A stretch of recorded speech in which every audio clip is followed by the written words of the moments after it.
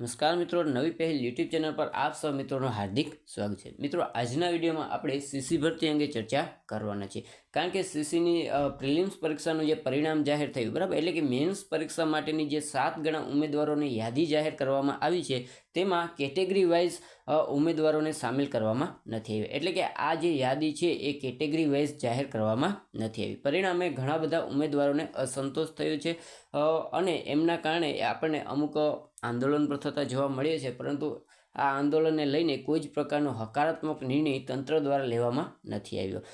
પરંતુ આજે જે ગૌણ સેવા પસંદગી મંડળ છે, બરાબર, એમના જે ચેરમેન છે એટલે કે કમલ દયાની સાથે અમુક આગેવાનો અને એમની સાથે ઉમેદવારોની એક બેઠક યોજાઈ હતી। એ બેઠકમાં શું નિર્ણય લેવામાં આવ્યો છે એ તમામ બાબતોની ચર્ચા આપણે આજના વિડીયોમાં કરવાના છે, એટલે વિડીયોના અંત સુધી જરૂર બન્યા રહેજો।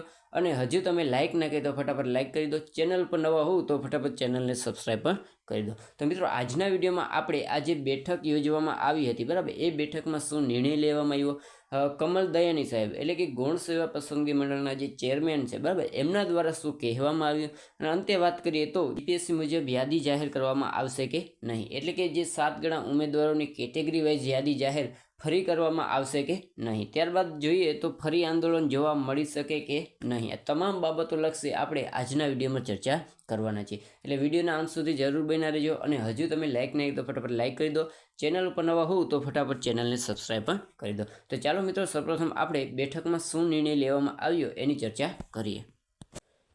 દોસ્તો, હવે વાત કરીએ કે જે બેઠક યોજાઈ હતી, બરાબર, એમાં શું નિર્ણય લેવામાં આવ્યો। હવે મિત્રો, વાત કરીએ તો આ બેઠક જે આગેવાનો છે, બરાબર, દિનેશભાઈ અને એમની સાથે અમુક ઉમેદવારો તેમજ જે ગૌણ સેવા પસંદગી મંડળના ચેરમેન છે, બરાબર, કમલ દયાની, એની અધ્યક્ષતામાં આ આપણને બેઠક મળી હતી। અને એમાં શું નિર્ણય લેવામાં આવ્યો એની હવે વાત કરીએ તો મિત્રો, તમે જોઈ શકો છો અહીં લખેલું છે કે સીસીમાં જીપીએસસીની પેટર્ન મુજબ ઉમેદવારોને બોલાવવા અંગે ગૌણ સેવા પસંદગી મંડળના ચેરમેન કમલ દયાની સાથે આગેવાન દિનેશભાઈ અને અન્ય આગેવાનોની બેઠક યોજાઈ હતી। એટલે કે આજ રોજ 30 સપ્ટેમ્બરના રોજ આ કમલ દયાની સાહેબ છે, બરાબર, એટલે ગૌણ સેવા પસંદગી મંડળના જે ચેરમેન છે એમની સાથે આગેવાનોની જે બેઠક યોજાઈ હતી, એમાં અલગ અલગ 3 થી 4 મુદ્દાઓ પર ચર્ચા કરવામાં આવી હતી। ખાસ કરીને જે મેરિટ યાદી જાહેર થઈ છે, બરાબર, એ મેરિટ યાદી અમુક અંશે યોગ્ય ન જાહેર થતાં આ ઉમેદવારોની માંગ છે કે જીપીએસસી પેટર્ન મુજબ એટલે કે કેટેગરી વાઇઝ જાહેર કરવામાં આવે એ મુદ્દો ખાસ આ બેઠકમાં ચર્ચામાં હતો। ત્યારબાદ જોઈએ તો 2-3 દિવસમાં મંડળે આગેવાનોને આપશે જવાબ, એટલે કે જે ચેરમેન છે, ગૌણ સેવા પસંદગી મંડળના ચેરમેન છે, બરાબર, કમલ દયાની, એમના દ્વારા કહેવામાં આવ્યું છે કે 2 થી 3 દિવસમાં કોઈ વિદ્યાર્થીઓના હિતમાં એટલે કે ઉમેદવારોના હિતમાં કોઈ હકારાત્મક નિર્ણય આવી શકે છે। એટલે કે 2 થી 3 દિવસનો સમય કમલ દયાની સાહેબ એટલે કે ગૌણ સેવા પસંદગી મંડળના જે ચેરમેન છે, બરાબર, એમના દ્વારા માંગવામાં આવ્યો છે। કંઈ નિરાકરણ આવે તેની આશા, બરાબર, એટલે કે કોઈના કોઈ ઉમેદવારોના હિતમાં નિર્ણય આવે એવી આશાઓ છે। તો મિત્રો, આજની જે બેઠક યોજાઈ હતી એમાં કંઈક 2 થી 3 દિવસનો સમય માંગવામાં આવ્યો છે અને કોઈ વિદ્યાર્થીના હિતમાં હકારાત્મક નિર્ણય લેવામાં આવે અને ઉમેદવારોને ન્યાય મળી રહે એવો કોઈ નિર્ણય આવે એવી આશાઓ રાખવામાં આવે છે। મિત્રો, હવે વાત કરીએ કે શું ફરી આપણને એક આંદોલન જોવા મળી શકે કે કેમ, બરાબર।